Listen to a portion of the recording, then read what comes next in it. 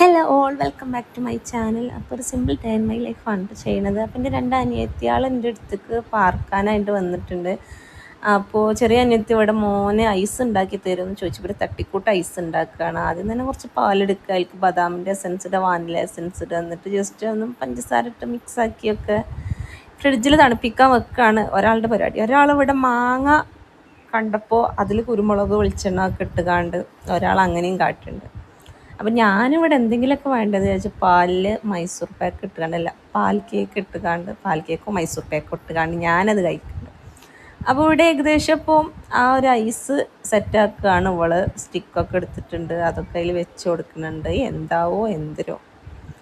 അപ്പോൾ അങ്ങനെ അത് ഫ്രീസ് ആവാൻ വേണ്ടി വെച്ചിട്ടൊക്കെ ഉണ്ട്. അതാകാനുള്ള ക്ഷമയൊക്കെ ചിലപ്പോൾ ഞങ്ങൾക്കും ഉണ്ടാവില്ല, കുട്ടികൾക്കും ഉണ്ടാവില്ല, വേറെ കാര്യം. അപ്പോൾ ഞാനതിൻ്റെ ഇടയിൽ ഉച്ചത്തേക്കുള്ള സാമ്പാർ ഉണ്ടാക്കാൻ കഷ്ണങ്ങളൊക്കെ ജസ്റ്റ് മഞ്ഞൾ സാമ്പാർ പൊടി ഇട്ട് വേവിച്ച് വെച്ചിരുന്നു. പിന്നെ ജസ്റ്റ് കടുക് വറുക്കുക, കറിവേപ്പില ഇടുക, അങ്ങനെ ഒരു തട്ടിക്കൂട്ട് സാമ്പാറാണ്. അപ്പോൾ നമ്മുടെ കടുക് വറവായി വരുന്ന സമയം കുറച്ച് സാമ്പാർ പൊടി ആ എണ്ണയിലോട്ട് ഇട്ടിട്ട് നമ്മൾ വേവിച്ച് വെച്ച് ഈ കഷ്ണങ്ങളൊക്കെ അതിലേക്ക് ആഡ് ചെയ്ത് കൊടുക്കുക. എന്നിട്ട് നമ്മൾ വെള്ളം വേണമെന്നുണ്ടെങ്കിൽ കുറച്ച് ആഡ് ചെയ്ത് കൊടുക്കുക. ഇനി അതെല്ലാം അങ്ങനെ മതിയെങ്കിൽ അങ്ങനെ ആക്കാം. ഇനി കുറച്ചും കൂടി ഒരു ടേസ്റ്റിന് പുളി വെള്ളം കുറച്ച് ആഡ് ചെയ്ത് കൊടുക്കുമായിരിക്കും നല്ലത്. പക്ഷെ എനിക്ക് പുളിനോട് വല്ലാണ്ട് താല്പര്യമില്ലാത്തതുകൊണ്ട് ചേർത്തിട്ടില്ല. അപ്പോൾ അതിനിടയിൽ എളുപ്പപ്പണിക്കുണ്ട് എല്ലാം ഫ്രൈ പാനിലോ ഒറ്റടിക്ക് ഇടുന്നത്, എണ്ണ ഒഴിക്കുക, എന്തെങ്കിലും ചട്ടി ചൂടാവുകയാണ്. ആ സമയത്തൊക്കെ ഒപ്പിട്ടാൽ ഒപ്പം അങ്ങോട്ട് വെന്ത് കിട്ടുമല്ലോ എന്നൊക്കെ വിചാരിച്ചിട്ടാണ് ഇങ്ങനെയൊക്കെ കാട്ടിക്കൂട്ടുന്നത്.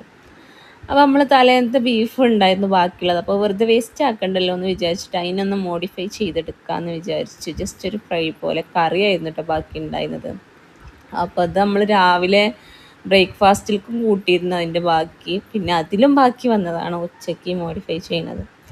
നമ്മൾ കുറച്ചൊരു പയറും കൂടെ ഉണ്ടാക്കാമെന്ന് വിചാരിച്ച് ജസ്റ്റ് വലിയുള്ളി, കടുക്, കറിവേപ്പില, മഞ്ഞൾപ്പൊടി, ഉപ്പൊക്കെ ഇട്ടിട്ടാണ് കേട്ടോ സംടൈംസ് ഞാൻ പയർ വെക്കാറ്. ചില സമയങ്ങളിൽ തേങ്ങയൊക്കെ ഇട്ട് വെക്കും. അപ്പോൾ നിങ്ങൾ പയർ ഇങ്ങനെ കഴിച്ചിട്ടുണ്ടോ എന്ന് എനിക്കറിയില്ല, പക്ഷെ ഒന്ന് കഴിച്ച് നോക്കണത് നല്ല ടേസ്റ്റാണ്. ഞാനിങ്ങനെ വെക്കുന്ന സമയങ്ങളിൽ പയർ കുറച്ച് നീളത്തിന് അരിഞ്ഞിട്ടാണ് ഇതിലേക്ക് ആഡ് ചെയ്യാറ്. അപ്പോൾ ഒന്ന് വലിയ അനിയത്തിയാണ് നമുക്ക് പയർ കട്ട് ചെയ്ത് തന്നത്. അപ്പോൾ ആള് കുറച്ചൊക്കെ കുനു വൃത്തിക്കാണ് അരിഞ്ഞത്. അപ്പോൾ നമ്മൾ ഐസ് സെറ്റായി വരാനുള്ള ക്ഷമല്ലാത്തതുകൊണ്ട് ഞാനത് അങ്ങനെ കുറച്ച് ടൈം കഴിഞ്ഞേക്ക് എടുത്ത് കുടിച്ചിട്ടു. അതിൻ്റെ ഇടയിൽ ഓർക്കൊക്കെ ആവശ്യം വരുമ്പോൾ ഓരോരുത്ത് കുടിച്ചു. അപ്പോൾ നമ്മൾ ലഞ്ചൊക്കെ ഇവിടെ സെറ്റായി. അങ്ങനെ ഞങ്ങൾ ഭക്ഷണമൊക്കെ കഴിച്ചു.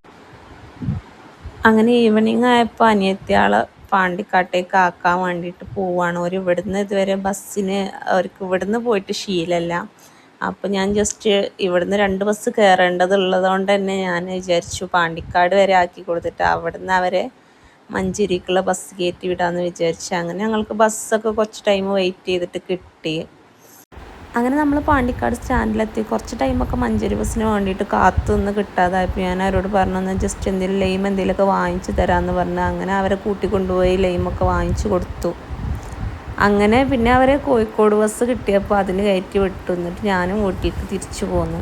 അപ്പോൾ അത്രയൊക്കെ തന്നെ ഉള്ളായിരുന്നു. അപ്പോൾ നമ്മൾ ചാനൽ സബ്സ്ക്രൈബ് ചെയ്യണേ.